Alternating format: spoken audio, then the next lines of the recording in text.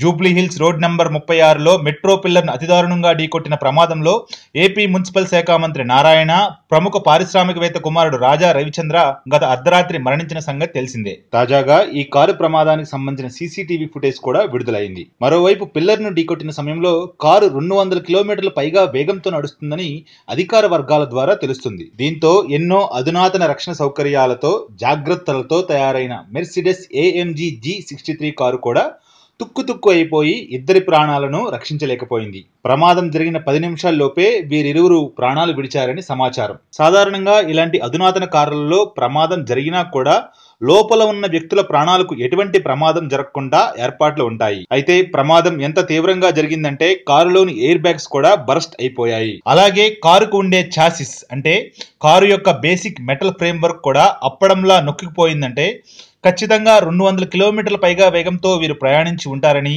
అదే వారి మృతికి కారణమని నిపుణులు చెబుతున్నారు.